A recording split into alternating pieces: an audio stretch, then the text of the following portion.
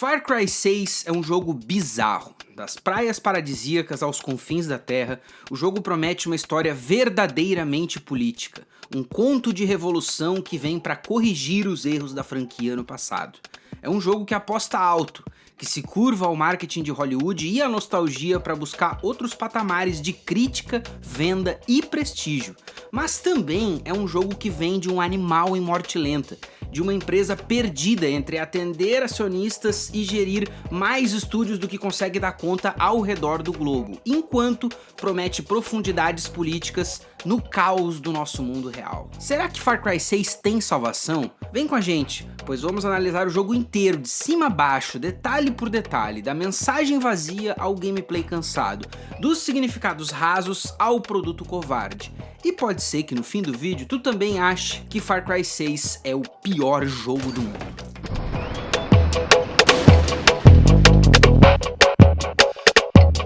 Se em Far Cry 5 tínhamos um jogo desenvolvido entre 5 estúdios, aqui temos um que é feito por 12. Tudo é maior em Yara. Essa é uma tendência da história desse jogo, tá? Tanto da história do desenvolvimento quanto a narrativa que ele conta. Tudo tem esse exagero, tudo é maior, tudo é muito mais amplo. Mas temos mudanças na direção dos jogos, tá? Dan Hey, que foi o diretor do jogo anterior, foi para outros lados, e pela primeira vez na franquia a liderança troca, com Toronto tomando a frente de desenvolvimento e criação. Historicamente, é a Ubisoft Montreal que lidera os Far Crys, afinal foi a que gerou a franquia. Fica então a cargo de Toronto puxar uma fila que conta com eles e mais 11 estúdios. Temos Montreal, Kiev, Berlim, Xangai, Filipinas, Bucareste, Pune, Odessa, Winnipeg, Montpellier e Quebec. É muito estúdio, mas para esse vídeo talvez um dos mais críticos seja Kiev. Eles que lideram a versão de PC, que é o nosso veículo de costume e foi onde a gente jogou o jogo para review. De qualquer forma, os dados técnicos de Far Cry 6 são o deleite de executivos. O jogo saiu em 7 de outubro de 2021, após um ano de atraso graças à pandemia, e até agora movimenta mais de 20 milhões de dólares em mais ou menos uns 2 ou 3 milhões de cópias vendidas dos seus primeiros anos de lançamento ali. Essas métricas não são atualizadas, elas são mais ou menos de 2024, então a gente pode estipular que hoje o jogo já vendeu muito mais cópias e que tem, claro, muito mais movimentação de dinheiro, porque isso é uma tradição da série, né? Movimentar dinheiro muito além das unidades vendidas, garantindo renda extra com seus cosméticos e consumíveis premium. Mas é indiscutível que fazer o jogo também foi caríssimo. O mapa é de fato o maior da história da série, o desenvolvimento aconteceu através de vários estúdios através do globo e com certeza o marketing não foi barato. Sem contar, é claro, o passe de Giancarlo Esposito, né? O ator, que tal qual Pedro Pascal viveu um certo pico de popularidade, estampou o marketing do jogo desde o primeiro momento, para fazer valer o custo mesmo. Foram sketches, entrevistas, cutscenes, curta, tudo que foi possível para passar a mensagem. Venha, vamos jogar com o Gus Fring, o Moff Gideon, o cara que interpreta o nosso melhor vilão da franquia. O marketing de Far Cry 6 é um tópico que merece um vídeo por si só, mas para me manter breve, foram muitas as promessas. Far Cry 6 foi divulgado através de algumas, que iam de coisas mais rotineiras, como a qualidade das novas animações, a coisas mais amplas, como um sistema de hit à la GTA, que seria uma novidade da série. O mapa foi cravado como o maior várias vezes, e como sempre, a liberdade do jogador foi levantada em bandeiras como um dos grandes nortes do título. O modo arcade e o editor de mapas foram removidos dessa vez, mas em troca de outra promessa, a de focar em melhorar e aprimorar a campanha principal. Mas nenhuma dessas promessas, nenhuma delas, foi tão venenosa para a discussão em volta do jogo quanto a que Navid Kavari, roteirista do jogo, faria em uma entrevista de 2021. Far Cry 6 é um jogo político e não teria como ser diferente. Essa promessa em específico é muito curiosa, porque no passado a Ubisoft teve muito problema com a ideia de políticas nos jogos. A entrevista do Kavari veio em 2021, mas em 2018, 19 e 20 a Ubisoft disse várias vezes que os seus jogos não eram políticos, mas na verdade eram um pouco, mas nem tanto, porque tentavam mostrar todos os lados, mas nós que jogamos sabemos que isso é mentira. Em Far Cry 5, 6 ou qualquer outro, o jogador explora e ajuda personagens que são caracterizados obviamente como o lado do bem e pune, mata, acaba com as forças dos personagens que são obviamente o lado do mal. A moralidade sempre foi clara, binária e exclusiva, removente de qualquer discussão política. E na minha opinião, pelo menos na minha opinião, tá tudo bem se for assim. Nenhum jogo precisa ser político se ele não quiser, mas é muito curioso como o marketing da Ubisoft dessa vez insistiu justamente em dizer: sim gente, agora Far Cry 6, o nosso produto, é um produto político. Os desenvolvedores diziam que o jogo se baseava nas revoluções de Cuba, na Primavera Árabe e em outros conflitos e guerrilhas que lutavam contra a mão da opressão. Que o personagem seria pela primeira vez em muito tempo dublado, seria o famoso voiced protagonist, justamente porque essa era uma história onde o personagem precisaria de sua voz, de sua história e de seu contexto no mundo. Então acabou personagem nameless e sem voz que nem era nos anteriores. Esse foi um dos grandes pontos de crítica que a gente fez na nossa review anterior e que os comentários concordaram. Então essa correção de curso é muito interessante, ainda mais sob a guisa de o personagem ter voz e agência em uma trama política. Mas se tu parar pra prestar atenção nas entrevistas, as rachaduras já começam a aparecer. Cuba foi declarada como uma das principais referências, mas a Ubisoft declarou também que o jogo não oferece comentários de qualquer forma que seja sobre a situação do país. O jogo chama o crafting dele de resolver, inspirado na criatividade dos cubanos ao inventar coisas que o bloqueio econômico não os deixava importar. Afinal de contas, com todo aquele embargo, os caras que tinham que se virar, e tem entrevistas dos devs até que falam de pô, muito legal que eu cheguei lá e os caras estavam fazendo ventilador com disco de vinil, então isso claramente inspirou. Situações reais da vida cubana inspiraram de maneira direta as ideias que vão aparecer nesse jogo. When the team visited Cuba for research, they found out a lot of very cool and very weird objects that the population there made because, of course, of all the economic sanctions that they had, right? So, for example, someone, made a desk fan out of a record player, vinyl record player. Como assim o teu jogo se inspira em Cuba, ele tira coisas da vida dos cubanos pra gamificar e trazer pra contextos artísticos, interpretados, cartunescos e tal, mas ao mesmo tempo tu não quer oferecer nenhum comentário, nenhuma opinião, nenhum statement sobre as situações justamente dos países que tu te inspira? Se inspira em Cuba, bota na frente do marketing cultura cubana e latina, mas ao mesmo tempo não é sobre isso, é sobre outra coisa? É meio confuso, não? Porque assim, parece que é sobre nada. Logo abaixo dessa mensagem de significado político, eu já consigo perceber, então, um certo descolamento, assim, onde todo mundo envolvido parece dizer que, não, na real, não é bem assim, pois os nossos jogos, eles tentam oferecer uma visão 360 sobre o assunto, sem apontar para um ou outro lado. Mas como se posicionar de uma maneira tão incerta se no ano que o teu jogo lança, justamente temos uma das ondas mais severas de protestos em Cuba, o país base de tua inspiração? Tá me dizendo que Anton Castilho e os Castro não tem nada a ver, mas é nessa sopa de ingredientes que o jogo finalmente é lançado, com todas essas controvérsias e dúvidas sobre ele, no dia 7 de outubro de 2021.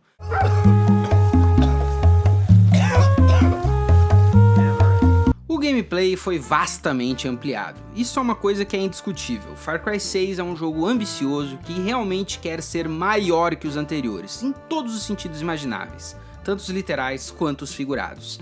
Se antes a gente tinha um mapa que era um estado, agora é um país inteiro. Se antes tu tinha algumas armas customizáveis, agora tu tem mais de 100 opções com infinitas customizações.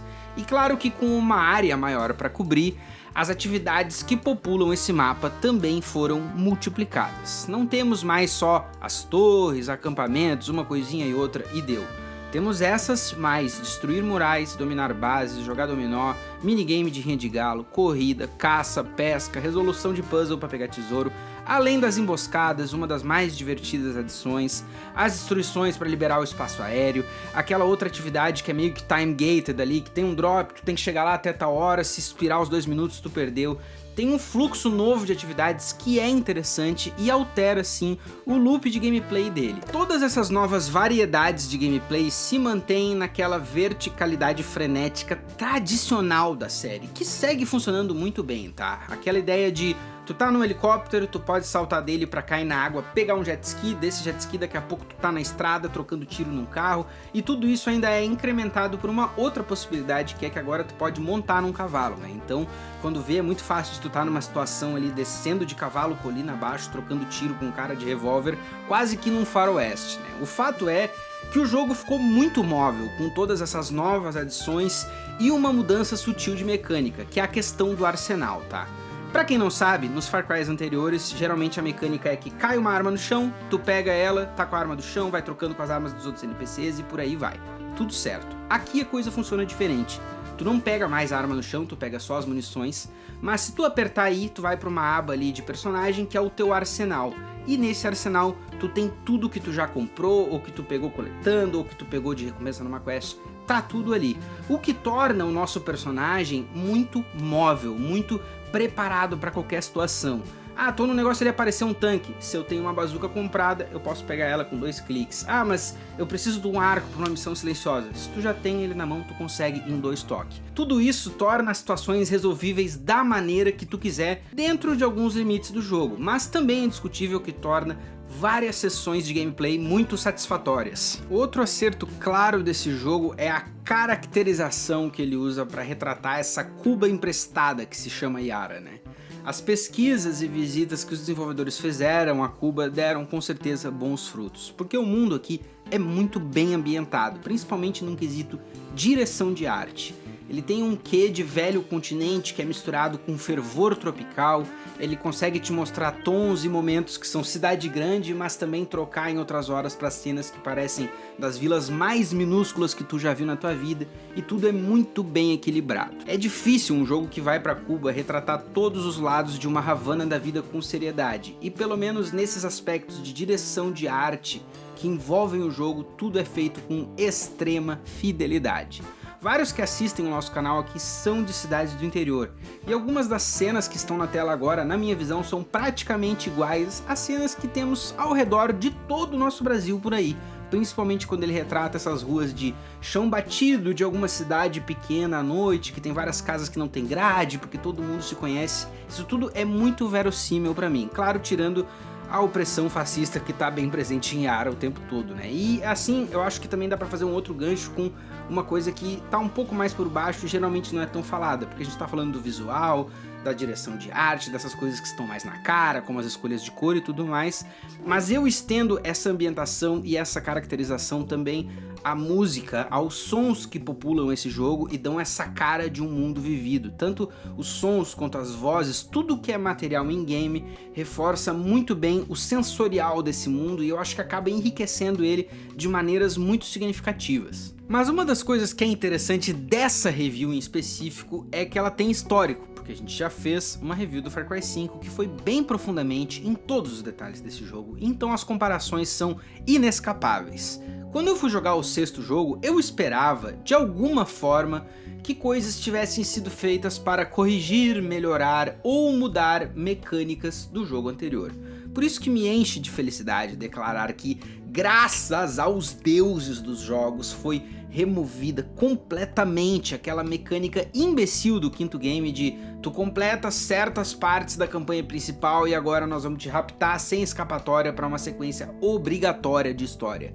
Aqui nada disso acontece e realmente se cumpre de uma forma ou outra que seja a promessa de deixar o jogador livre para navegar a história como quiser. Eu posso fazer as áreas na ordem que eu bem entender, e se eu quiser misturar todas elas, tá tudo bem, pois Far Cry 6 não abduz o jogador no meio de alguma coisa pra lhe enfiar a história de culto goela abaixo. Feito! Ponto pra Ubisoft! Mas outro ponto pra eles está justamente na monetização, e esse é um ponto que eu realmente não esperava ver.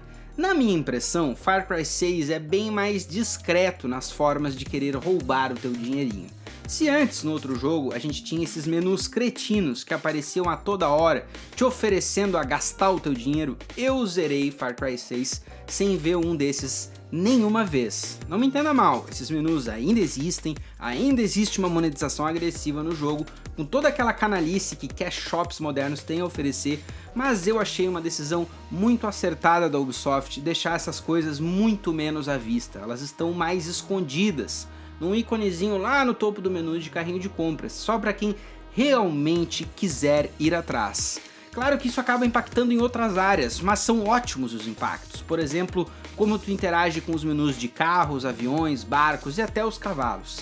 Eu curti muito que todas as montarias, sejam elas carros, cavalos, helicópteros ou o que quer que seja, são adquiríveis apenas através do jogo, gameplay pelo gameplay. E se tu vai abrir o menu lá que vai selecionar o carro, qualquer uma dessas coisas que tu pode pedir pra dirigir de um ponto A pro ponto B, é uma coisa até quase que Tony Montana no jogo do Scarface. Tu não tem o celular na mão, mas tu vai num orelhão específico dentro de uma área específica e ali tu pode pedir a coisa como tu quiser. Eu acho até interessante ainda como eles melhoraram esses menus para, claro, apagar qualquer menção, tipo, aqui tem um recurso premium que tu pode comprar, quer comprar esse carro, quer ter essa arma, tu clica aqui que tu paga com umas pratas, uma coisa mais funcionada. Não tem nada disso e, pelo contrário, tem coisas ainda mais convidativas, que é tu passar o menu por um cavalo ou alguma coisa que tu não tem ainda, e tem ali uma pista. Se tu resolver essa quest, talvez tu libera isso. Se tu for nessa área aqui, tem uma coisa que pode ser interessante na veia de adquirir isso que tu quer. Eu curto muito essas adições porque elas fazem o melhor possível. Elas pegam um troço que não funcionava bem e fazem funcionar perfeitamente, mas ainda assim agregam com convites e ideias que conectam cada vez mais as ideias lúdicas com a narrativa, fazendo muita da ressonância ludonarrativa. Veja só você, senhoras e senhores, complementando o jogo da melhor forma possível. É uma pena, então, que na soma do todo, os pontos positivos desenhem uma cena tão melancólica, porque na minha visão, depois de olhar para o jogo como um material completo, tu vê os pontos positivos apenas como uma bela foto do que poderia ser Far Cry 6. Porque ele melhora sim em várias áreas, ele verdadeiramente entrega bons momentos de gameplay aqui e ali, mas na realidade o design do jogo em sua totalidade é inescapável e ele erra muito repetidas vezes. São tantos os pontos negativos que na minha visão é impossível de atingir qualquer grandeza que seja relevante. O jogo é muito feio.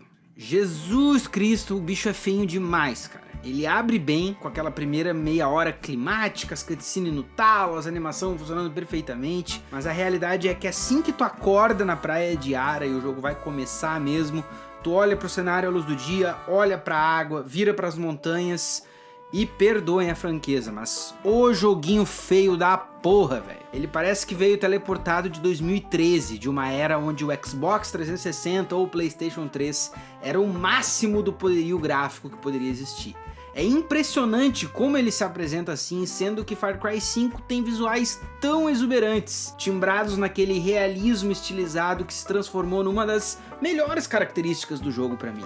Aqui a história é outra, porque temos uma mistura esquisita entre o cartoon e o realismo, que parece nas cutscenes que é cel shading, mas não é simplesmente bizarro. Ele tem sim alguns momentos bonitos, que nem eu citei até nos pontos positivos ali, algumas ambientações, quando tu pega um carro e dirige por uma estrada chuvosa, ou então os becos de uma cidadezinha perdida na noite, mas é tudo por uma junção de ambientação com os elementos da noite estarem mais suaves do que qualquer coisa, porque tecnicamente falando, Far Cry 6 é um jogo horroroso. Os efeitos de sangue são ridículos, a água é muito feia, a skybox do jogo é horrorosa e assim, tem jogos de 5, 10 anos antes desse que entregam skyboxes mais decentes, mas aqui, num jogo lançado em 2021, dirigir pela estrada de dia é encarar essas texturas em 144 pixels no céu. Tipo assim, pelo amor de Deus, gente, isso aqui é pra ser um jogo AAA de ponta, feito por 12 estúdios.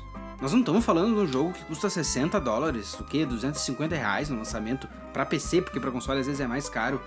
Tipo, foi mal, mas isso aqui é simplesmente inaceitável no que é pra ser um produto de ponta. A minha experiência com a Ubisoft a essa altura, ela já se assemelha com a Bethesda, assim, onde a gente tá num limiar que não dá pra saber se os bugs são erros ou apenas intencionais pelo fator comédia virar clipe de Twitch, assim. Não tem como não rir do cara dirigindo na pedra, ou então da forma como qualquer estrada pode se tornar num acidente de trânsito em massa, assim. É um caos que é mais divertido do que atrapalha, ainda, mas na minha visão já não esconde de maneira nenhuma a falta de polimento, que é bem indicativa de que talvez Toronto não estivesse tão pronta assim para liderar um Far Cry, ou que quem sabe dividir um jogo em 12 estúdios talvez não seja a melhor ideia do mundo. Mas tudo bem. Até agora, acho seguro dizer que a gente tratou de defeitos ou problemas que ainda são subjetivos. Tu pode, por exemplo, comentar aí e dizer que não, na verdade Far Cry 6 é um jogo que é muito lindo, eu não concordo com essa tua crítica, acho que tu tá com teu senso de estética desconfigurado, tu tem que ajeitar teu óculos. Uma outra pessoa pode comentar, por exemplo, que não, eu joguei 800 horas e meia de Far Cry 6 e ele não bugou nenhuma vez, acho que o problema é o teu PC. Agora, se a gente vai olhar ali por baixo do capô e entender um pouco melhor como o game design desse jogo funciona, eu acho que a gente consegue concordar em algumas coisas primordiais. Por exemplo, o leveling de Far Cry 6 é o pior da franquia. Na minha visão, não tem como discutir com isso. A ideia que eles tiveram aqui de colocar stats nos itens, fazendo com que tu te obrigue a interagir com o equipamento através de mecânicas sabor RPG, essa ideia é uma desgraça. Removeram a trilha de talentos do quinto game e aqui colocaram um sistema de níveis, onde o level up libera itens melhores e cada peça de roupa tem seus perks e só assim tu vai criar tuas builds, trocando as peças de roupa e os itens para tentar fazer ali uma lógica que te beneficie como tu achar que deve ser. Isso, na minha visão, joga contra o jogo o tempo inteiro. O visual das roupas fica menos divertido, o roleplay se torna uma penalidade e ao perder as trilhas de talento, eu acho que a gente perde uma das grandes graças de subir de nível. Foram vários os níveis de Far Cry 6 que eu subi e não me importei em voltar pra base, porque a única recompensa é vai ter armas novas e sinceramente, por que eu ia parar a ação que eu tava executando ali, ou qualquer que fosse a quest que eu tava desenvolvendo, para dar uma olhada na nova metralhadora de 4º nível que o vendedor tinha para me oferecer, porque até agora ele só oferecia itens de nível 3. Não tem muito sentido, a recompensa é muito baixa, mas ao mesmo tempo ele fica level 8, 9, 10, 11, 12, 13.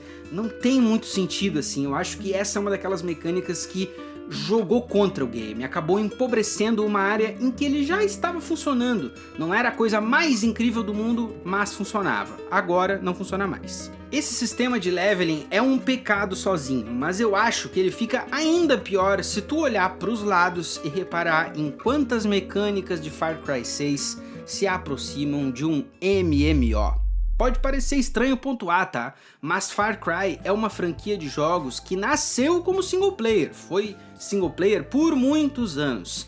Mas em tempos modernos as coisas foram ficando mais online e para fins de co-op ou PVP que fosse, o Far Cry foi indo cada vez mais numa onda multiplayer. Opcional, mas multiplayer. Agora, no dia de hoje, jogando um jogo que foi feito em 2021 com uma suposta campanha single player aprimorada, eu consigo sentir muito cheiro de quest design de MMO. E senhoras e senhores, sou um ouseiro, já deixei claro aqui em vários vídeos, sou um ouseiro em rehab, faz muito tempo que eu não jogo MMO, mas uma coisa eu posso te garantir, de um cara que jogou muito MMO, o cheiro de MMO é muito do fedido, tá? E eu sei o que eu estou sentindo aqui.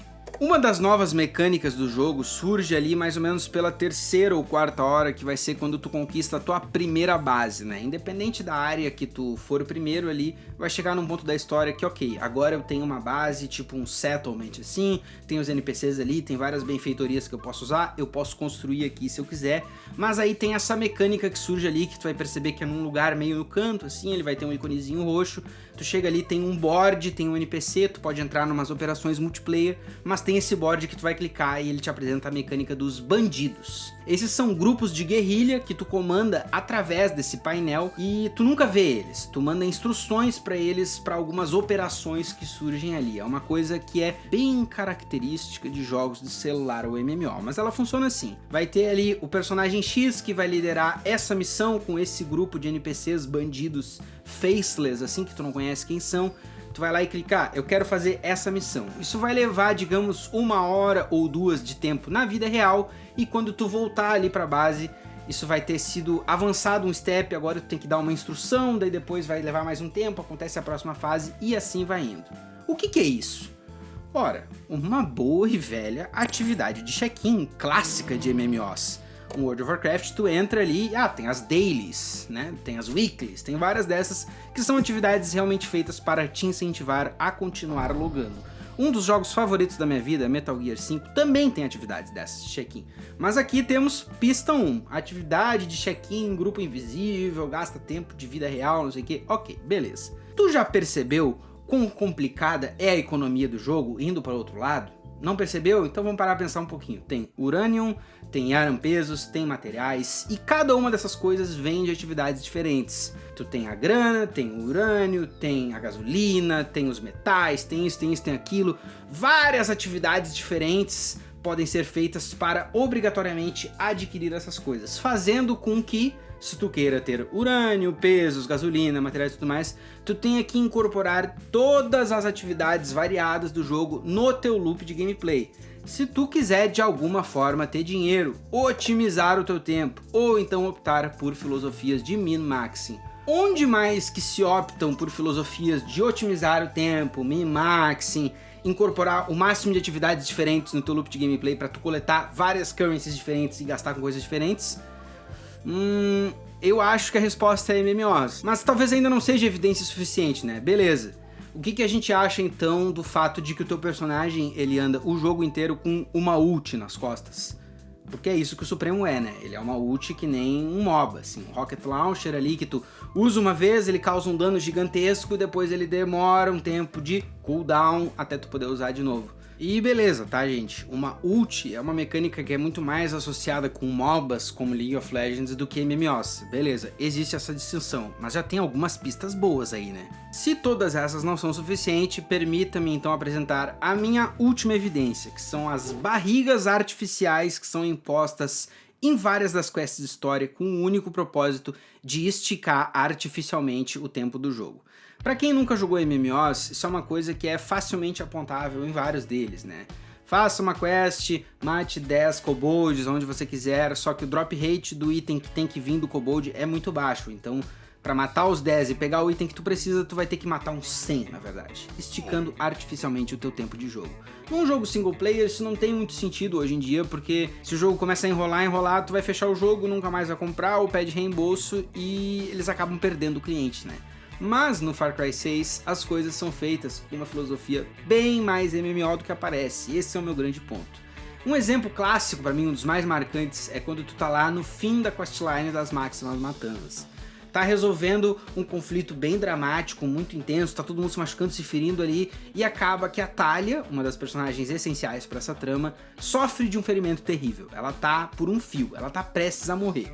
O único jeito de resolver isso é tu ir atrás de antibióticos. E num jogo normal, que tem uma estrutura que respeita o tempo do jogador, ele vai dizer: estamos num país, né? Tu pode ir numa farmácia, tu pode ir nesse lugar que eu tenho remédio, tu pode ir talvez em algum dos campos que tu tem através do mapa inteiro, que a gente sabe que vai ter remédio. Isso seriam coisas que fazem sentido lógico. Como que é feito no Far Cry 6?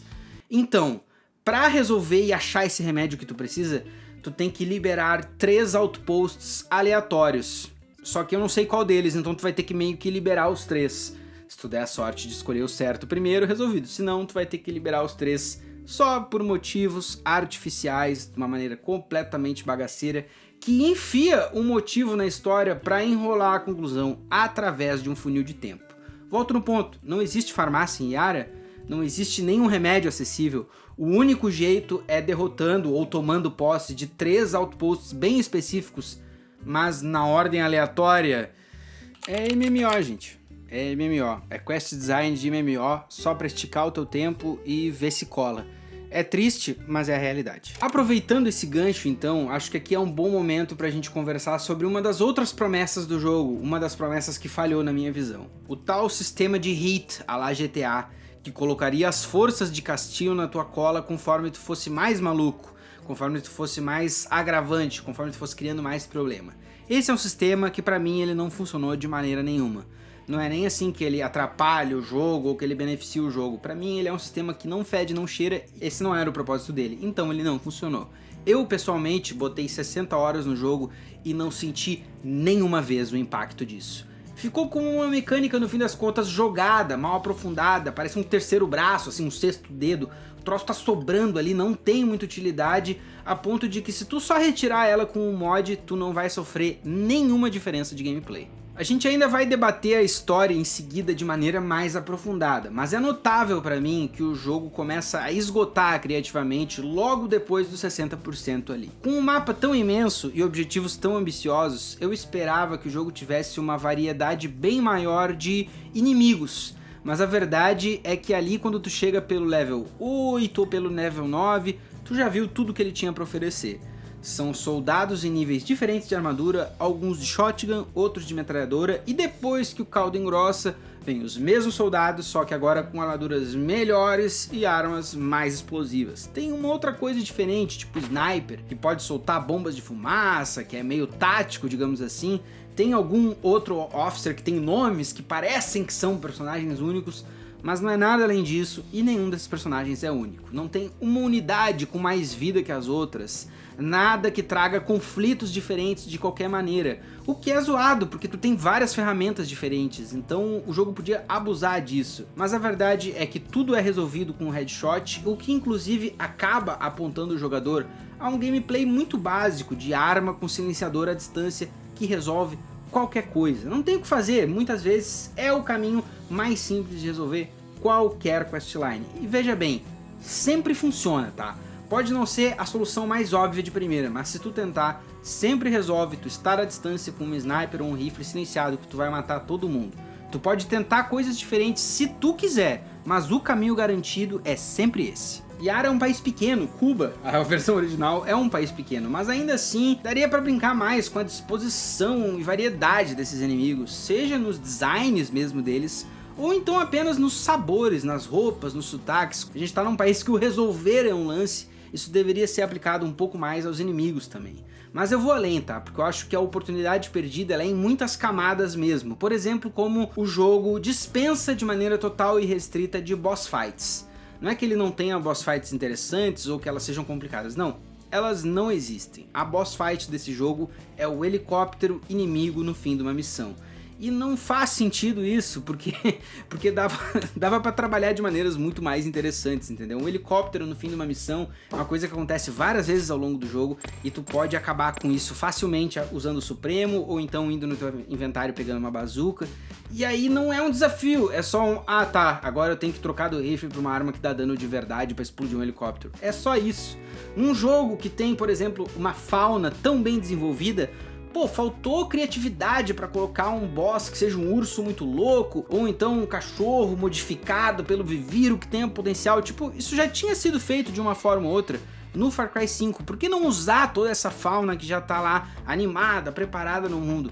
Nada disso é usado. A gente tem um layout muito básico de conflitos que se esgota muito rápido, afinal de contas, como eu citei ali pelo level 8 ou 9, tu meio que já viu tudo que o jogo tem a oferecer em forma de combate, só vai sendo modificado por uma outra coisa que é uma desgraça, que é clássica também de Far Cry, que é essa dificuldade numérica plastificada ali. Ele vai escalando, escalando, escalando, até a coisa perder o sentido, e ela perde o sentido bem rápido. Mas o negócio do helicóptero é sério, tá? Eu falei de passagem ali, as pessoas podem achar que eu tava brincando e tal, quem não jogou achar que, não é bem assim, mas na minha visão, o símbolo helicóptero, ele é um dos principais indicativos de como o game design de Far Cry 6 realmente desistiu no final. Os devs disseram assim, faltam uns 20% aí, cara, taca mais do mesmo e já era. Só que o jogo, ele tem um truque, porque ele percebe assim, ali quando tu tá pra uns 85, 90%, o jogo percebe que tá, beleza, tu já matou muitos helicópteros, isso já não é mais um problema pra ti, então o boss das quests, o boss entre muitas aspas, vai ser bem diferente agora. Ele não é mais um helicóptero, sabe o que ele vai ser? 2 helicópteros, só pra variar um pouco. Tipo, puta merda, os caras não estão nem tentando. Mas, gente, os defeitos de Far Cry 6 são vários. Da obsessão por helicópteros que eu pontuei, a grande preguiça que acomete o terço final do jogo, tá tudo ali para apontar esse como um dos piores jogos que eu já joguei pro Boa Noite Gamers. E foi um jogo que eu me forcei a continuar, viu? Eu tinha que terminar a review e a review só poderia acabar depois que eu concluísse o jogo. Ou seja, joguei, insisti e continuei jogando independente de qualquer opinião. Mas para terminar o jogo, a realidade é que eu precisei vencer o pior inimigo dele. O inimigo que mais me intrigava, que mais me provocava e que, querendo ou não, mais me motivou a chegar no final. A maldita da história. Far Cry 6 se passa em 2021, no país fictício de Yara, que é situado ali por volta das Ilhas Caribenhas. Em 1967, muitos anos antes da trama principal do jogo começar, Yara sofre com uma revolução armada, que acontece quando as guerrilhas destronam o então líder fascista Gabriel Castillo, que é declarado financiado pela CIA dentro do jogo. Eventualmente, os anos se passam e ali por 2019, Anton Castillo é eleito democraticamente. O cara que era filho do ditador de muitos e muitos anos atrás, agora é eleito pelo processo eleitoral. Do momento que ele assume pra frente, que são 2 anos mais ou menos, a coisa degringola rapidamente, pois Anton Castillo comanda o país com um punho de ferro. Ele desmancha a oposição, reprime críticos, rapta dissidentes ou não, só rapta pessoas a seu bel prazer, e recentemente anunciou, isso logo antes do jogo começar, que daqui pra frente os cidadãos serão sorteados e terão que colaborar com um trabalho forçado, pois o país precisa de todos que podem nas plantações de tabaco para investir e desenvolver o tal do Viviro, essa droga que Castillo diz que descobriu com seu gabinete, que pode curar o câncer e será uma das plataformas principais do país daqui pra frente. Nós jogamos como Dani Rojas, um mercenário de passado vago que quer fugir do país com sua trupe de amigos para morar em Miami, tal qual vários brasileiros fubangos que temos no país neste momento. Existe inclusive uma criação de personagem que acontece rapidinho ali no início, e eu acho legal como ela é bem lisa, apesar de tu ter um nome fixo, voz e tudo mais, tu ainda tem a opção de se tu quer jogar com o personagem em versão masculina ou feminina, isso acontece rapidamente e já te devolve pra ação.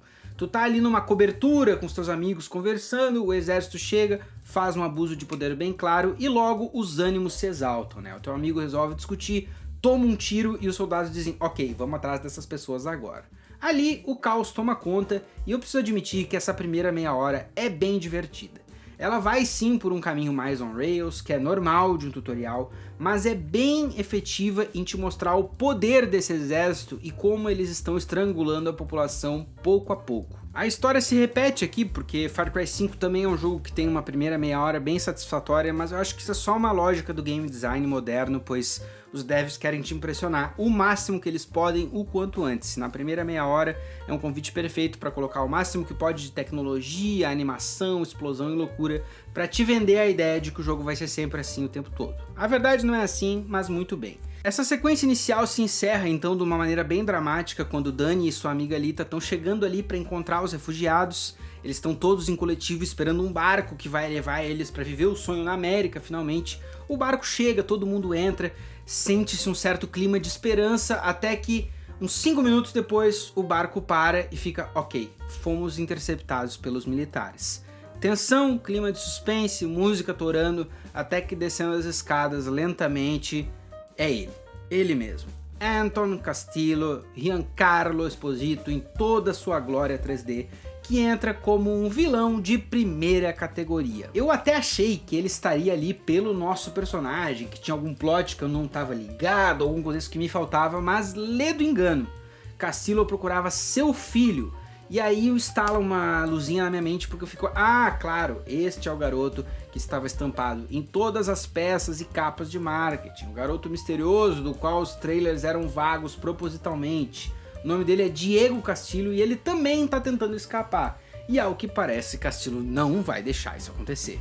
Ele recaptura o filho, desconsidera a existência de todas aquelas pessoas e manda que os militares afundem o barco na base da bala. Claro que aí a coisa fica bem dramática, o corte é rápido, tudo escurece e a gente logo acorda numa praia. Dani acorda, tá tudo bem com ele, tudo certo, e quando ele olha pra Alita, ela está com um ferimento fatal na barriga. A sequência faz o que pode para tentar te emocionar com esse personagem que tu recém conheceu ali na primeira meia hora de jogo, que tá morrendo e tá meio delirando e tá meio, é o destino, tu chegou aqui, a gente tá aqui, onde tá a Clara e tal, mas a Alita falece te deixando uma mensagem, que é busque Clara Garcia, siga o caminho que vocês seguiam quando eram crianças, busque liberdade e basicamente salve Yara. E olha... é um baque bem significativo, assim, tu sair da cutscene e ok, estamos em gráfico in-game agora. Aí tá ali, Alita, dead still, tu olha pra água, vê aquela animação quadrada, vira a câmera, olha pras montanhas e Pelo amor de Deus, mas é feio o jogo. Desculpa me repetir aqui, gente. A gente tenta, né, pelo roteiro, assim, quando vai gravar, evitar repetição, mas é muito feio, cara. Desde o primeiro momento, tipo... Eu assumo que todos os gameplays vão começar com esse visual, porque o ciclo de noite dele não tá funcionando todo momento, né? Ele vai sempre iniciar no mesmo lugar, que é... Tu acordou na praia, super ensolaradão. Não vai ter esse mesmo início, só que de noite, nesse ponto, eu acredito, né?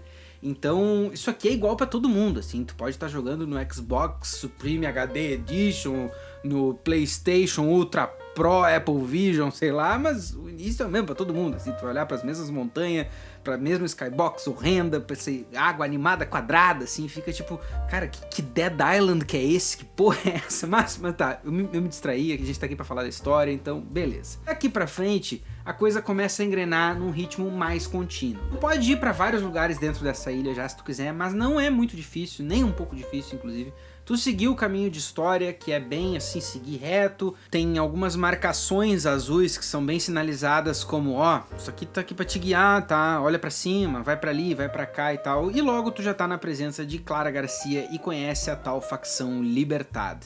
Essa facção se espalha ao longo de um reduto escondido ali e serve, claro, nessa ilha de hub inicial, de trading, tutorial e tudo mais. E o personagem tá com um objetivo bem simples. Dani Rojas, ele quer apresentar pra Clara Garcia que a amiga dele morreu, pedir um barco emprestado e seguir o plano dele de fugir de tudo isso aqui, vou pra Miami, vou ser feliz, tudo certo. Mas a Clara percebe um potencial nele e diz, cara, faz uns negócios pra mim primeiro, que depois eu te libero o barco e tu vê se tu quer escapar. Uma tentativa bem clara de convencimento que a gente já sabe onde vai dar, né? Só pelo fluxo normal da história, tu já tira a tua conclusão daí.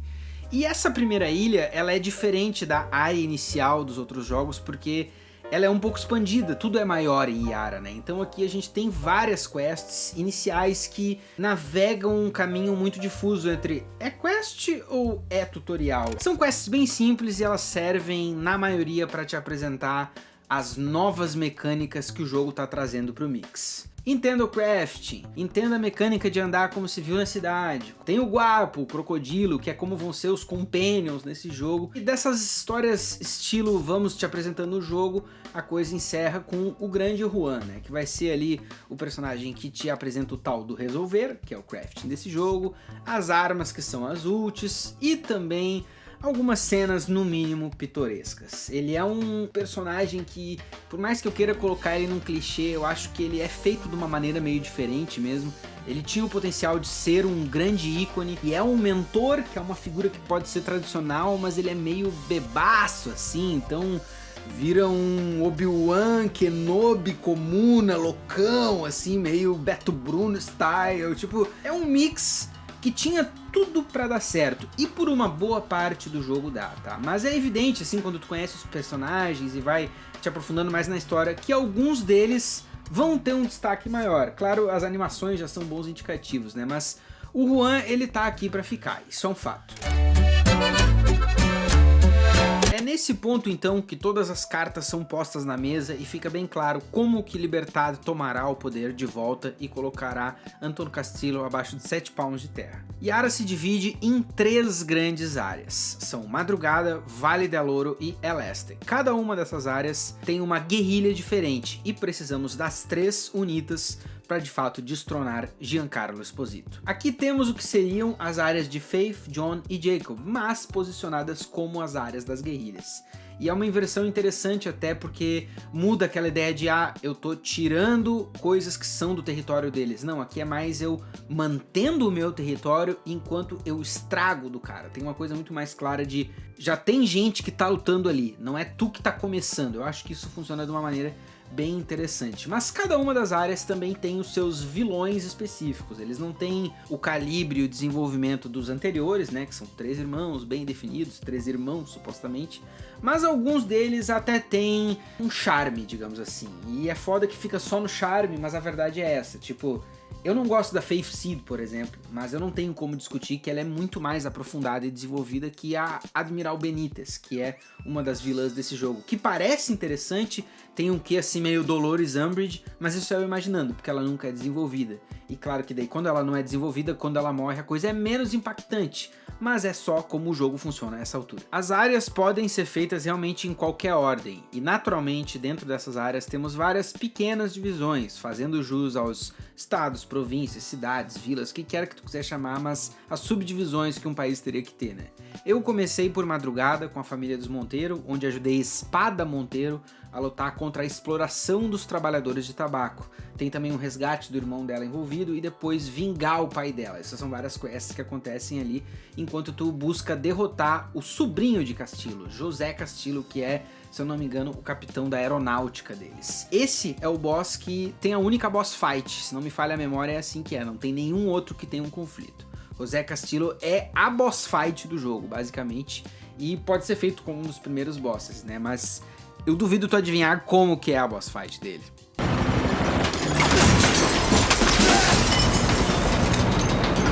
São mais ou menos de umas 12 a 15 quests por área, tá? Falando das quests de história principal, pelo menos, né? Que tu tem que fazer pra poder concluir uma área dessas. Isso gasta um certo tempo, né? Numa review, assim, pode parecer que em 2 momentinhos ali tu resolve uma área, mas acreditem, são várias quests. Quando tu termina a madrugada, por exemplo, já dá pra entender bem como que a história vai funcionar nesse jogo. Eu já pontuei pra vocês que ele não tem aquela mecânica de te raptar e fazer tu engolir a história, que nem o Far Cry 5 fazia e tal. Aqui ele opta por uma coisa bem mais suave, que é que em pontos-chave, quando tu derrotar alguém importante ou destruir uma base importante pro Castillo, ele vai cortar num fade to black pra alguma cutscene, tipo um react do Castillo, assim, tipo, tá lá jantando com o filho e recebe a ligação, na outra ele dá um discurso, na outra ele vai pra um outro lado de se emocionar, de mostrar que tá mais doente, mas gradualmente tu vai acompanhando o Castillo do ponto de vista dele e tem uma questão de exposição aí que vai mostrando lados dele diferente. Tudo começa numa certa crueldade, como ele é frio e calculista, mas depois vai plantando sementes de dúvida, deixando claro que o Diego Castillo não concorda com várias daquelas ideias ali. E é assim que tu vê Giancarlo Esposito por um bom tempo, tá? Ele aparece lá no início da história, depois tu acompanha ele via cutscenes, tu só vai ver ele lá na frente do jogo de novo. Se eu não me engano, em nenhum momento tem um modelo 3D dele na tua frente, inclusive no jogo inteiro. Mas depois de resolver madrugada, então, e conseguir o apoio dos Monteiro, vamos para El Este, lar de El Tigre e de Jonron, La Moral e todo um antro de rebeldes. Acho que aqui temos o núcleo mais carismático de personagens, onde é possível realmente perceber um pouco mais de personalidade além dos clichês. Também ajuda que aqui os dubladores parecem ter se soltado mais, assim, trabalhando com vozes mais loucas, performances bem menos previsíveis, passando ideias de personagem que são muito mais fáceis de diferenciar. A Helena, por exemplo, passa uma ideia de que ela é uma líder competente, obstinada, focadíssima, apesar de ser jovem. A história nessa região toda envolve em torno de convencer La Moral a se juntar à Liberdade, mas a La Moral tá tipo... Não, mas a gente já é foda. Por que a gente vai te ajudar se a gente tá trabalhando... Vocês que tem que se juntar a nós. Tem uma questão de briga de egos que é bem interessante. O conflito aqui daí sim envolve confrontar a maldita Admiral Benítez, que tem sim uma veia meio mulher super rígida, Dolores Umbridge, por ali vai e tal, mas ela é uma comandante dos mares, ela toma conta de todo o bloqueio, todo o embargo, todo o poderio naval do governo. A resolução da história dela é brutal, especialmente brutal, porque ela é executada e televisionada pelos rebeldes de uma maneira que faz clara referência a Benito Mussolini. O nome dela é Benítez, Benito tá bem óbvio, né? Os guri não pensaram muito além da caixa, mas é curioso como mais uma vez a gente já tem uma instância da Ubisoft com vergonha, né? Porque aquilo ali é posicionado como uma vitória do lado dos rebeldes, mas ao mesmo tempo o texto toma um tom moral, até de certos personagens que são rebeldes, que é tipo... Ah, mas os caras passaram do ponto, tá me entendendo? Uma coisa que, sei não, mas enfim. Admiral Benítez não é a grande inimiga dessa área, isso é uma coisa que tu descobre meio que depois que tu derrota ela. Tem um outro grande personagem que apareceu bem pouco até esse ponto da história, que serve aqui de grande antagonista final de La Moral. Sean McKay, o gordão ganancioso, que é um clichê do americano malvado. Exceto que ele é canadense. Tipo, sério, ele é o clichê. Ele é um CEO maligno de uma empresa que explora o mundo, que consome todos os nossos recursos. Ele tá sempre de terno, ele parece um senador, ele é gananciosão, mas ele é canadense. Tem esse detalhe de que ele não é americano, pra não ficar tão direto. Ele é do mesmo país da melhor banda do mundo. Beleza. Viramos então os nossos esforços para derrotar ele, tentando entender um pouco mais, é nesse momento que a história quer te explicar um pouco mais desse químico, o PG-240, que eles usam para ativar o tabaco de Yara.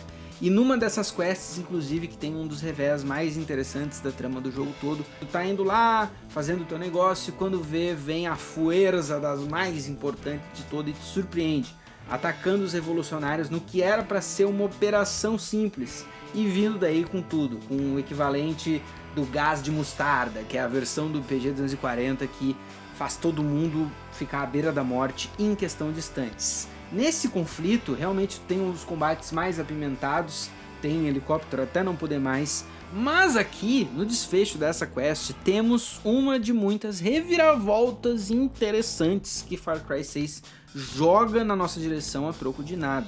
Os soldados, no fim da quest, conseguem matar Jonron e El Tigre de uma maneira bem intensa, que acaba numa cutscene de muita lamentação emocional e olha... Eram os personagens mais interessantes até agora, mas parabéns, me surpreendeu essa virada, eu não achei que teriam essa coragem e eles têm. Isso pode acontecer se tu fizer essa história primeiro também logo no início da história, então acho que ajuda dramaticamente a tu entender a aposta aqui. E mantém um bom ritmo, né, porque com certeza seguindo a história ali tu vai querer atacar o McKay mais do que nunca agora. Parece que ele vai estar num lugar, mas é uma armadilha, no outro lugar parece que ele vai fugir, até que finalmente conseguimos interceptar a embarcação dele numa outra sequência de ação muito divertida, preciso mencionar, um dos destaques do jogo até agora, mas isso vem vem em todo momento muito bem construído do jogo, assim, ele parece que ele tá indo pra frente de uma maneira bem satisfatória, mas tudo isso precede um dos momentos mais vergonhosos da história dessa porra, porque é inacreditável, assim, pra tu chegar no conflito final com o McKay, tu passa por várias quests, missões, planejamentos e tudo mais, até que beleza, tudo acontece lá, tu pega, o cara vai escapar no barco, tu vai atrás dele, quando tu entra no barco, tu entra finalmente na sala onde ele está, tu recebe uma ligação de Juan, teu mentor, o cara que te ensinou tantas regras da Revolução até aqui, e ele te liga e diz, Dani, as coisas mudaram, para o que tu tá fazendo, eu consegui um acordo com ele por baixo dos panos, e o negócio é que a gente não vai matar o McKay, ele vai escapar, mas ele vai ajudar a financiar a guerra, só que agora do nosso lado. Como é que é? I'm a bit confused. Não mata ele, Dani, deixa ele quieto, ele vai nos pagar, mas tá, mas e a Clara, né? O personagem pergunta, mas é Clara, o que vai acontecer? Não importa, Clara, deixa que eu me lido com ela, eu vou me virar com isso aí depois.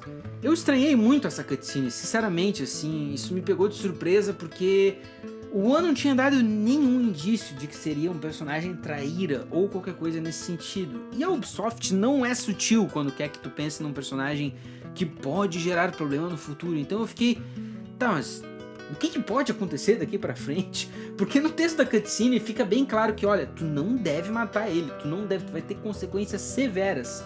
Mas ainda assim, o jogo sai da cutscene e volta pra câmera normal e está te dando essa liberdade de maneira bem clara. Tu tá com uma arma apontada pro cara. Se tu quiser, tu dá o tiro e, pô, a coceirinha é grande, né? Claro que eu dei o tiro. No roleplay do meu personagem, ele daria um tiro. Eu pensei, bom, eu devo estar escolhendo o meu final, então, né? O que vai acontecer e tal. Eu tô definindo como vai ser o resto do meu gameplay daqui pra frente. Eu esperava uma cutscene, talvez, alguma coisa acontecendo, uma ligação fervorosa, mas é brutalmente decepcionante quando nada acontece. Tu mata o cara, ele cai no chão, check-in de objetivo, não sei o que, tu tem que sair do barco e tal, tu sai do barco e fim da história. Nada, tipo assim, nada. Eu fiquei tão chocado que eu fiquei, tá, não é possível, né, não é possível. Eu vou tentar evitar o Google ainda, já sei o que eu vou fazer. Terminou a quest, eu vou fazer um fast travel pra ilha do Juan e vou lá, né, porque talvez eu tenha, quem sabe, tipo, pô, aí aconteceu uma daquelas coisas, tu desagrada um companion, ele nunca mais vai aparecer, o Juan saiu do jogo, sei lá, ou então vou chegar lá, o Juan vai me xingar, mas não, nada, nada, zero. A quest acaba normal, tu faz o fast travel pra lá e veja por si mesmo. Hola, Juan. Just checking in. Do I look like a hotel, Danny? I thought I looked more like a man who needs his fix of depleted uranium. É bizarro, ainda foi engraçado que eu dei o teleporte na frente deles, ainda tomei um cagaço, mas interação normal, como se nada fosse nada, e na review aqui a gente segue uma ordem cronológica, né, mas uma coisa eu vou ter que te adiantar, esse assunto nunca mais voltou no meu gameplay. Se tu nunca jogou o jogo, isso vai ser mais chocante pra ti do que as pessoas que passaram pela mesma experiência que eu, mas é muito insano que tem toda uma pompa na cutscene, todo um bagulho assim, ele tá apontando pra uma decisão, pra uma ilusão de decisão. Tu vai lá, executa, tu toma uma decisão e nada acontece no teu gameplay. Nada!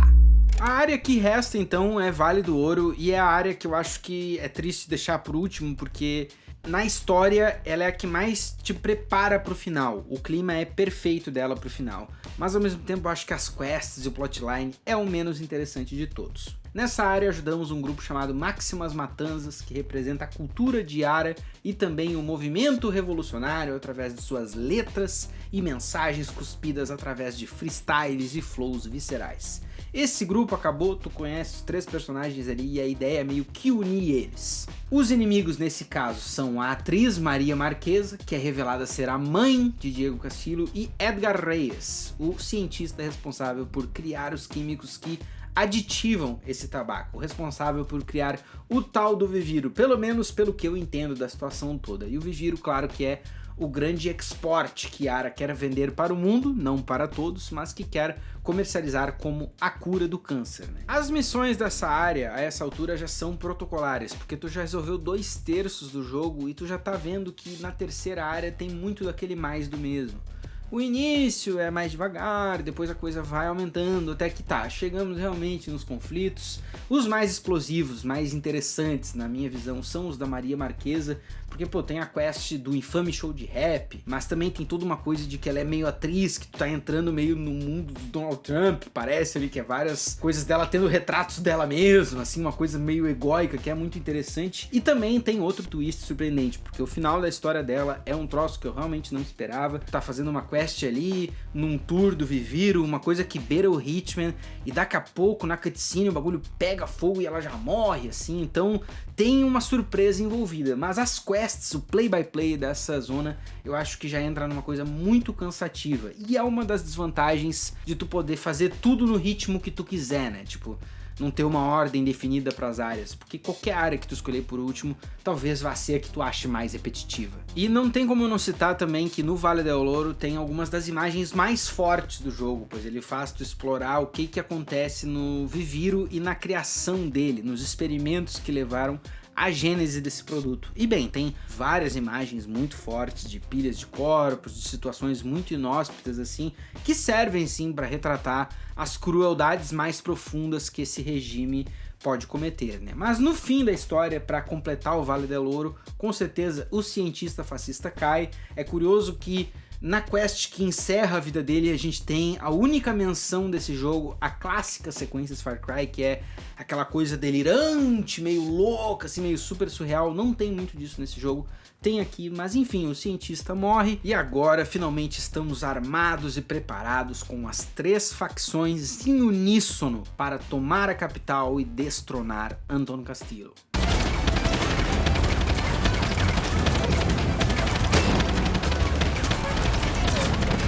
Mas nada nunca é simples, senhoras e senhores, jamais, pois antes do ataque final, claro que somos surpreendidos mais uma vez. Clara Garcia foi raptada por Anton Castillo e isso aconteceu semi-off-screen, porque tem uma cutscene deles ali num desses momentos de interlúdio, que é a Clara dizendo, ele veio querer conversar e tal, o Juan diz, pelo amor de Deus, não vai, é uma armadilha. Ela vai e é uma armadilha. Tudo bem, é um pouco estranho e repentino, parece um pouco furo de roteiro, mas tudo bem.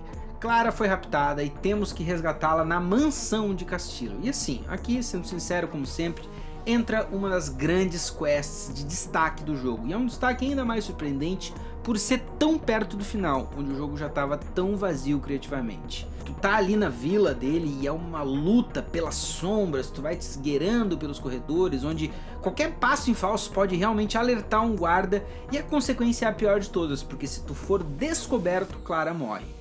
É bem tenso e se paga muito bem na cutscene que acaba essa quest. Dani Rojas entra na sala muito tenso e tu vê que a cena não é das melhores. O Castillo já tá bem debilitado de um lado da sala, mas do outro lado tá Clara Garcia e Diego também. E ele tá apontando uma arma pra têmpora de Clara, assim, de uma maneira bem direta. Qualquer coisa que tu mexer aqui vai dar ruim. E a essa altura, eu não comentei tanto na review, mas o teu personagem já tem uma certa relação com o Diego Castillo. A coisa é tensa em vários níveis, incluindo um que eu omiti de vocês por motivos dramáticos, mas que entra em play exatamente neste momento da cutscene. Toda essa operação foi feita, toda essa invasão da vila de Castillo foi feita com Juan na tua cola, teu mentor, ele mesmo. Ele disse que ele ia ficar à distância com uma sniper procurando uma posição, não ajudou em porra nenhuma na quest, mas agora ele finalmente está aqui com uma mira na janela, buscando um ângulo para atirar em Castillo. Momentos de tensão, tudo tá por um fio, ameaças estão sendo proferidas, gritaria acontece, até que, por algum motivo inexplicável, Juan decide que cansou, fala no teu ponto eletrônico e dá um tiro para matar Diego, o garoto de 13 anos que estava mais fácil na mira. É literalmente assim, cara, cansei de esperar, vou dar um tiro no garoto, azar. Tipo assim, gente, não tem sutileza nenhuma. Juan só coringou, dá um tiro na criança, mesmo sabendo que qualquer movimento brusco resultaria na morte de Clara. Ele dá o tiro e obviamente o caos toma conta. Dá o tiro, Dani Rojas escuta e tenta pular para proteger o guri, derruba o guri e o Castillo não quer saber, só aperta o gatilho e mata Clara Garcia com um tiro a queima-roupa na têmpora. A líder, fundadora de Libertado, o motivo de todo mundo estar junto nessa operação, cai no chão numa morte sem nenhuma dignidade, porque Juan decidiu que ele cansou e queria apertar o gatilho. E assim, se a situação de McKay, o confronto que Dani poderia ter tido com o Juan depois daquilo ali, tivesse algum aprofundamento, eu até conseguiria sentir que existe um fio narrativo aí que tá prosseguindo. Mas assim, é tão desconjuntado, tão sem nexo, que não faz nenhum sentido, entendeu? Somado a tudo isso, agora que eu já virei o jogo, eu posso dizer, a gente tem uma resolução de história que nunca acontece, porque o Dani Rojas nunca fala com o Juan sobre nada disso. Tipo assim, como assim, gente? Uma das cenas mais óbvias, mais logicamente dramáticas do jogo inteiro nunca acontece. São 2 vezes seguidas em que o Juan faz algo que tu obviamente discorda. Na primeira, ele te oferta poupar um cara que é claramente um crápula, e agora ele faz um bagulho que ninguém combinou. E o máximo que tem é uma frase do eu sei que, esqueça disso, Dani, temos uma batalha pra vencer, bora. Completamente rushado, sem nenhuma reação de ninguém, a mais pura definição de trama utilitarista, indo de um ponto a outro, recusando convites à profundidade. We never talked about killing the kid. Where are you going? To finish what she started. Ô meu, do que é que tu tá falando, brother? Com esse gosto amargo, nos encaminhamos então para a última missão. E assim, a abertura da quest realmente enche os olhos, com os visuais apocalípticos da cidade, empolvorosa quando a chuva castiga os barcos. Mas mesmo assim temos efeitos bagaceiros de Far Cry, né? Então tu tem que apreciar a cena pelo significado da história, porque não dá pra dizer assim que graficamente é uma coisa muito acima da média. Desse ponto pra frente, a quest segue caminhos rotineiros, formulaicos, de que o jogo vai mandando ondas e ondas de inimigos, helicópteros, tanques, tudo que tu quiser. Tu pode, claro, pular algumas dessas partes se tu tiver a fim de fazer stealth, evitar o caminho do combate, mas a progressão é aquela ali e em algum momento, com certeza, tu vai ter que lutar, porque quando chega pra confrontar o Castillo, o único caminho é a trocação mais franca de tiros. Uma coisa que eu não citei na review até agora e que também é diferente desse jogo e funciona bem é essa ideia de que num ponto do mapa existe o palácio de Castillo e aquilo ali é acessível meio que o jogo inteiro, assim, né? No Far Cry 5 é obviamente muito isolado, ali nos outros é feito de forma diferente e aqui de fato é uma coisa bem tátil, bem impactante, assim, tipo, nós finalmente vamos lá. Mas a essa altura do campeonato, depois de resolver todo o confronto ali, destruir todo mundo lá no prédio dele e entrar no elevador, eu não sabia mais o que esperar, sinceramente. Por um lado, eu imaginava que não ia ter uma boss fight muito louca com o Castillo. Agora eu tô subindo pra encontrar ele, mas eu já sei que eu não vou ter um duelo com ele, porque, pô, nas cutscenes de interlúdio tinha ficado claro que o personagem tava mal de saúde, era um senhor de idade, isso não faria sentido. Mas o que seria então o desfecho dessa história? Qual seria o papel de Diego Castillo? Isso é uma coisa que me intrigou ao longo do jogo todo. É um personagem que ele tá tão na frente do marketing, né? Mas ao mesmo tempo ele é uma grande pergunta, porque, pô, é uma criança, é um adolescente ali, é um tipo de dinâmica com o vilão que não existia ainda em Far Cry até agora. Ele também representa, de certa forma, a continuação dos Castillo, os opressores de Yara. Ele é meio que o futuro da dinastia ali, né?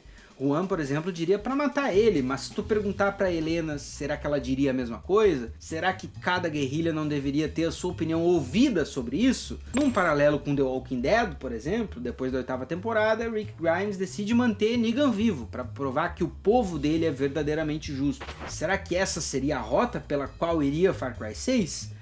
Tudo isso se passava na minha cabeça enquanto eu ainda lembrava do quão terrível tinha sido o final do Far Cry 5, um troço digno de vergonha, que invalidou todos os temas do jogo numa cutscene de 3 minutos.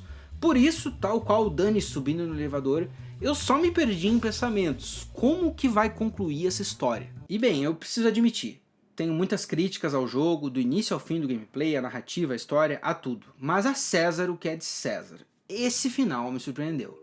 Eu não esperava ver Anton Castillo tão frágil, tão derrotado, tão quebrado. Ele me lembrou muito Gwyn, o final boss do Dark Souls 1 ali, né? Que é um velho quebrado, que só tá vendo a morte à espreita, assim. Que tem sim seu certo desafio, mas que é um confronto muito mais fácil do que aconteceu até ali agora. E claro, ele não é uma boss fight, mas ele me lembrou o Gwyn, né? Eu não esperava isso, eu não esperava também que ele seria tão maligno até em seus momentos derradeiros. Porque por um momento parece que tudo vai dar certo, mas Anton Castillo vai lá e mata o próprio filho e depois corta a própria garganta. Eu realmente achei que ele ia se deixar levar, ser executado, salvar o filho, que a história seria uma coisa de o ciclo se repete e tal. Talvez o filho fosse se revelar tão vilão quanto ele, mataria Dani num final tão depressivo quanto o do jogo anterior. Mas não, Anton Castillo levou o legado da família consigo para o além, no último ato que ele podia fazer de egoísmo e crueldade. E novamente, parabéns equipe, pois esse twist eu realmente não esperava. E como toda coisa boa que acontece em Far Cry 6, é muito triste que ela é sucedida por algo estupidamente imbecil. Tipo, é surpreendente que o Far Cry não consegue fugir dessa bobajada que ele é conhecido e criticado por fazer. Beleza, estão os dois ali deitados, mortos, Dani chocado com tudo aquilo. Os revolucionários chegam no topo da mansão, vendo tu ao lado dos cadáveres. E ali mesmo, em questão de segundos, sem muito choque ou reação, já começam a dizer que Dani Rojas tem que ser o presidente de Yara, que ele é o cara que tem que liderar eles. É muito ridícula a transição, porque tu sai de um momento intencionalmente emocional, assim, uma coisa que é pesada, pra meio que todo mundo se olhando e... Dani, será que tem como tu nos governar, assim, tipo, pô, tem como mandar em nós, a gente é revolucionário, espírito livre, mas a gente tá louco pra ter um presidente, assim. E tipo, essa proposta já é muito imbecil, mas a resposta é tão imbecil quanto, assim, porque Dani Rojas, um cara que queria ir embora no início, mas passou por tanta coisa, pô, ele passou por tantas tragédias, lições, quests, side quests, documento, diálogo, ligação, tudo que ele passou. Depois de tudo isso, que tu pode esperar que ele teria um pouco mais de sabedoria, o que ele tem a oferecer? When tyranny is law, revolution is order. Um discurso raso de que ele é um revolucionário e não um político. Clara era uma politician. Ele não aprendeu nada com isso e quer voltar pro mesmo anonimato de onde ele saiu. Depois de tudo isso, o que ele tem a oferecer é: Yara é de vocês, por favor não fodam tudo e tchau. O epílogo corta então para alguns dias ou alguns momentos depois, ele e Juan na frente do que eu imagino que é o túmulo de Clara. Juan fala que nunca vai acontecer a tal da eleição que está sendo prometida, Dani responde que o exército de Castillo ainda está por aí e convida Juan para caçar. Eles se olham, riem, falam de ser guerrilhas para sempre e agora sim, fim da história. Sem contestação, sem exploração do quanto Juan jogou contra os objetivos de Dani, sem nenhum tipo de desafio moral, nada. Eles agem como se nada tivesse acontecido, como se esse episódio inteiro tivesse sido mais uma de muitas altas aventuras que os dois viveram. O link da CIA nunca é explorado, que fim que deu Yara nunca saberemos e a história que se lasque. Se tem um jogo que precisava de créditos à la New Vegas, era esse, pela madrugada, pelo meu senhor Joseph Seed. Faltou muita coisa para amarrar esse final, mas muita coisa. Porém, o que a Ubisoft tem para nos oferecer é isso. E sabe o que é pior? O que é pior de tudo? Esse final ainda é melhor que o do 5. Mas tá, essa é a história. Agora, vamos falar de política. O que é um jogo político? Essa é uma pergunta que é importante para a gente definir se Far Cry 6 se encaixa ou não nessa definição. Na minha visão, um jogo político é um daqueles que representem suas mecânicas, ideias, atos ou ideologias, de alguma maneira que seja. Ele não precisa ser uma simulação perfeita da realidade, nem uma réplica quase real, mas sim representar dentro da sua proposta de jogo essas noções. Exemplos que me vêm à cabeça são, por exemplo, Papers, Please, sucesso indie que como gameplay tem te colocar de fato dentro de um sistema de políticas públicas. E surgem, dentro desses gameplays, as consequências dos teus atos. Outro jogo que me vem com essas mecânicas muito fortes à frente é Frostpunk, o RTS, onde tu é prefeito de uma cidade no fim do mundo que tem que se manter quente, senão vocês vão morrer congelado. As tuas ações dentro do Frostpunk, por exemplo, são basicamente ordenar a implementação de novas políticas para os teus cidadãos, e muitos dos desafios de gameplay vêm de lidar com as consequências dessas políticas. Um outro jogo que tem que ser citado quando se fala de política e videogames é Disco Elysium, um jogo que de primeira impressão pode parecer que não é, porque é história de um detetive bêbado no ar, etc., mas a verdade é que tem todo um fundo contextual de luta política, e um dos grandes diálogos internos do teu personagem ao longo do jogo é descobrir qual das ideologias ele se encaixa. Todos esses são jogos bem diferentes, tanto em suas formas de interpretar a política, quanto nas mecânicas e similaridades que ele possa ter ou não com a vida real.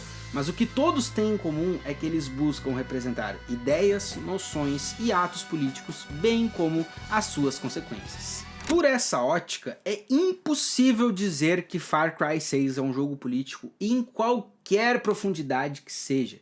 Ele afirma, sim, que ele é um jogo político nas entrevistas, no marketing, nas features que são implementadas, tudo tenta puxar para o jogo essa alusão de profundidade intelectual, mas a verdade é que nada está ali. E é importante entender, gente, é muito importante entender que ninguém pediu que Far Cry 6 fosse político. Ninguém nunca foi a Ubisoft e disse, pelo amor de Deus, cara, eu quero procurar um posicionamento político em Far Cry. E o Far Cry 5, bem ou mal, já tinha entendido isso, porque a divulgação principal era não somos um jogo político. É covarde? É muito covarde. Usar símbolos de supremacia branca, de dominação fascista e tudo mais, e não dizer do que tu tá falando, é muito covarde. Mas o próprio jogo já se blindou disso a dizer, ó, gente, não é político, beleza. Aqui a situação é diferente, aqui tu está dizendo que tu quer ser político. É por isso que eu não consigo entender, sabe? Tu divulga como se tu fosse, mas se tu olhar pro jogo tu vai ver que não tem nada ali. Então por que a gente tá tentando forçar uma coisa que não existe? Pra causar no marketing, é a única explicação possível, né? Mas vamos lá, tá? No detalhe. Como que esse jogo vai ser político se em nenhum momento ele se aprofunda em quais que são os credos políticos de Antón Castillo? Beleza, ele é fascista, ele usa de várias ferramentas de um governo fascista para oprimir o povo dele, tudo isso tá bem claro. As cores também são selecionadas de maneira bem safada. Beleza. Mas o que tá ali por trás? Quais são as motivações? O jogo não tem coragem de dizer. Ele não consegue afirmar se Castillo é nazista, comunista ou qualquer que seja a ideologia dele. E muito menos consegue apontar quem são as figuras que instauram esse vilão no poder, além das vagas menções à CIA, ou então a maior caricatura de todos os tempos, que é o CEO Sean McKay. O personagem que é literalmente o porco ganancioso. Não tem como ser mais caricato que isso. Na mesma veia, eu acho que é impossível o jogo buscar realidade política de qualquer forma que seja quando ele retrata os revolucionários como super-heróis. No início do jogo, o poderio militar de Yara é opressivo e parece que Lita e Dani são apenas civis normais, mas a realidade é que conforme tu vai jogando, não tem como não ver Dani como um super-herói. Ele é muito mais foda que o Capitão América, que o Justiceiro ou todos eles juntos. Dani pega facas no ar, combate milícias com uma mochila de mísseis, troca tiro com helicópteros enquanto cuida de show de rap, e tudo isso com ele se machucando e se curando, fumando um cigarro, ou então desquebrando um dedo, ou tomando umas pílulas muito loucas. As animações são divertidas, mas como pinta o cara dessa forma que ele é o Steven Seagal no auge, assim, não tem como ter profundidade, passar uma mensagem que é minimamente verossímil na minha visão, porque isso posiciona ele como um super-herói, isso só posiciona a revolução como algo atingível por super-humanos, por esses mitos que conseguem parar facas no ar e andar com mochilas de mísseis. Se essa é a real mensagem, realmente, ela é muito triste, porque ela implica que um ser humano não tem chance nenhuma diante da repressão. Afinal de contas, tu já viu alguém andar com uma mochila de mísseis? Tu quer arriscar ficar tentando pegar faca no ar, assim, as consequências podem ser severas, né? Na minha visão, se tu para pra examinar desse jeito que a gente tá fazendo, tu vê que o jogo ele foi construído todo na base da covardia. E eu acho que essa ideia da mensagem política pode muito bem ter se perdido ao longo do desenvolvimento. Ou então ter sido concebida de última hora por um time de marketing que realmente só buscava controvérsias. Tem quem diga que olhou os arquivos do jogo e que viu muita coisa ali chamada como, por exemplo, Cuba Underline Flag, onde era para ser talvez Yara Underline Flag, dando a entender que o jogo em algum momento realmente foi feito para se passar em Cuba. Afinal de contas, por que seria a bandeira de Yara e o arquivo tá nomeado como Cuba? Realmente é uma coisa um pouco complicada. Devem ter trocado a realidade ali, o setting dele, quando perceberam que isso vai dar problema, hein? Mas ninguém voltou para trocar os nomes de todos os assets, porque ninguém imaginou que as pessoas iam ir atrás olhar. Mas a verdade tá desnuda aí, com todas as evidências críveis e as mais malucas que eu trouxe. Tu vê que existe um medo de incomodar muito grande, e o medo de incomodar é inimigo de passar uma mensagem política, qualquer que ela seja. Então o bagulho fica na base da covardia de uma maneira que é indiscutível. É uma lástima, mas é a verdade. E o mais bizarro disso tudo é que essa situação constrangedora que o jogo convive é algo que foi completamente auto-infligido. Eu já disse em um momento ou outro do vídeo, mas eu repito, ninguém nunca pediu que esses jogos fossem políticos. Isso é algo que tem que ser repetido para os caras entenderem, assim, porque é uma coisa que realmente ninguém nunca pediu, e fica bem engraçado quando tu olha para um lado da população que ainda tá reclamando do jogo ser woke. Não, porque ele é woke, porque ele passa a mensagem disso, porque não sei o que, porque... Gente, se alguém realmente jogou, tu vai ver que mensagem profunda não tem de nenhum lado. O cara que diz, mas é que esse é um jogo super ultra esquerda. Cara, tu tá muito enganado, velho. Tu tá muito enganado, porque as soluções que ele apresenta não sei se colaboram muito, assim. E pintam a esquerda numa luz muito... não, mas ele é muito de direita. Então, cara, não é, vai por mim. A única coisa que dá pra aliar com, porque seria um jogo woke, é porque tem um personagem trans. E se isso for pra ti o que aponta o jogo ser woke ou não, eu tenho más notícias, sinceramente. Tu é fraco. Sério. Sério, desculpa, foi mal, mas se um personagem trans num jogo te triga assim, a ponto de, não, mas peraí, olha aí, é woke, como que tu não tá vendo? Cara, eu vou ter que te dizer, tu é meio fraco de intelecto. Busque melhorar, assim como a Ubisoft precisa melhorar, sinceramente. Porque a política de Far Cry 6 é fraquíssima, abatida, covarde, conseguindo algo que eu achei que não fosse possível. Uma narrativa ainda mais fraca que a do jogo anterior. Esse não é um achievement fácil, não é nem um pouco fácil, mas tem certas coisas que só a Ubisoft faz pra você.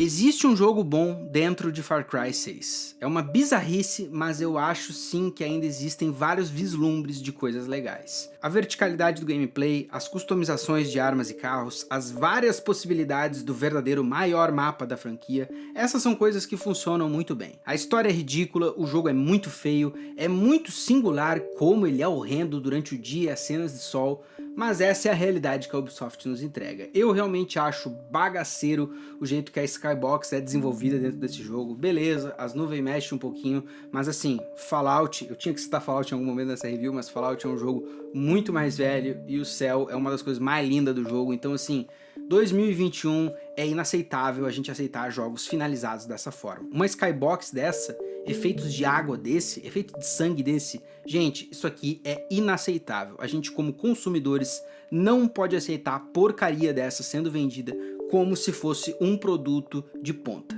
Mas Far Cry 6 tem sim melhoramentos dos anteriores e essas são satisfações do gameplay. Ele esconde melhor a monetização, não removendo completamente, mas deixando num caminho que só quem realmente quer vai encontrar. O fluxo do gameplay também é refinado, removendo as interrupções desesperadas de história e ainda assim conseguindo trabalhar o flow, as recompensas, te conseguindo mais grana e mais recursos sem que tu tenha que grindar todas as atividades do mapa. Ao mesmo tempo, ele se posiciona como um jogo extremamente político e isso cai por terra facilmente com a mais simples examinação. Todas essas são coisas que estão ali fundamentadas dentro do gameplay e da narrativa do jogo. Não tem o que fazer. Falando do jogo de um modo geral, da soma das partes como um produto, uma coisa que tu compra e espera que vá atingir padrões comerciais de qualidade, Far Cry 6 é lamentável. Ele é o jogo mais vagabundo que eu já joguei nos últimos anos, preguiçoso mesmo, e por mais que alguns picos de diversão que ele entrega sejam mais satisfatórios que um Anthem da vida, ele tem muitos pontos mais baixos do que um Anthem consegue atingir. Por essas e outras que eu considero ele realmente o pior jogo do mundo, pelo menos nessa review, nessa biblioteca que o nosso canal já construiu. Tinha dinheiro, tinha expertise e ainda assim o desempenho artístico de Far Cry 6 é catastrófico, sepultando um destino perigoso para o futuro da franquia. Futuro esse que promete muita incerteza, inclusive, tá? No momento da gravação desse vídeo, a Ubisoft passa por várias mudanças fortes internamente. Vários estúdios são fechados e projetos são cancelados. Desde o lançamento de Far Cry 6 já se passaram 5 anos, e esse é o intervalo mais longo sem um Far Cry desde que a franquia nasceu. As entrevistas dos executivos que mencionam ele falam que o novo título da série está sendo trabalhado, que um Far Cry 7 talvez fosse o mais multiplayer da história da franquia, sendo desenvolvido por um novo estúdio apoiado pela Tencent. E gamers de verdade sabem que Tencent é sinônimo de red flag das maiores de hoje em dia. Mas vai saber, quem sabe o futuro de Far Cry realmente seja o live service. Talvez o futuro seja um jogo que finalmente admite que não pretende contar nenhuma história profunda, e sim apenas criar a melhor sandbox de tiro possível, recheada de explosão, verticalidade e loucura. Quem sabe se abandonarmos as pretensões o produto não melhora. Eu nunca esperei, nunca mesmo esperei que Far Cry fosse político, e acho que os devs e os CEOs precisam ter mais união nessa esperança também. Tá faltando coesão na visão e tá dando pra sentir de maneira bem significativa. Se fosse anunciado um Frostpunk 3, eu com certeza iria esperar dinâmicas políticas. Mas eu não vou esperar isso do Tony Hawk's Pro Skater 200, entendeu? Tudo tem hora e lugar, e claramente profundidade política e Far Cry não tem nada a ver. Mas com essa finalizamos a review de hoje. Foi uma longa jornada carregada de plot twists, alguns bons, alguns ruins, mas com certeza foram vários. Foram por volta de 60 horas de jogo, num dos raros casos que realmente tive que me obrigar a chegar até o final. E por mais que tenha sido cansativo, eu me diverti muito, por incrível que pareça, revirando Far Cry de cima a baixo, jogando, já gravando e escrevendo para saber que tudo isso ia desembocar nessa review com vocês. O que vocês acharam desse jogo? Por favor, deixem nos seus comentários e também aproveitem os comentários para me sugerir um jogo novo para analisar, pois as pautas desse ano estão sendo feitas de maneira muito divertida. Caso vocês não tenham captado ainda, nós somos o Boa Noite Gamers, um canal que produz podcasts, críticas e ensaios sobre games e as subculturas da internet. Nos ajuda muito o teu like, nos ajuda muito um comentário, vai ter uma discussão das mais sinceras nessa sessão com toda certeza. E se tu estiver vendo pelo celular, tu pode nos apoiar também de uma outra forma gratuita, que é o Hype. Só tu girar pro lado ali nos comentários, vai ter o Hypezinho, tu pode nos doar um de graça. E se tu for dos mais dos mais gamer de verdade, dos que mais estão ligados no que é um jogo Oni de 2001, dos que mais botaram hora em The Long Dark, cola do nosso clube de membros, uma reunião das mais sinceras de gamers e altas mentes do mundo, uma galera que tu pode fazer parte só apoiando com uns 5 reais, é ali pelo YouTube mesmo, tu tem acesso a vários conteúdos exclusivos, tem debates, tem o nosso grupo, vários papos, e assim, vai ter coisa boa pra vir ali esse ano, tem alguns dramas que estão reservados só para vocês. Clique no botão Seja Membro, apoie com seu like, mais uma vez, obrigado pela audiência e viva a liberdade! Até nunca mais pra Yara. Guantanamera. Arriba Guantanamera. Guantanamera.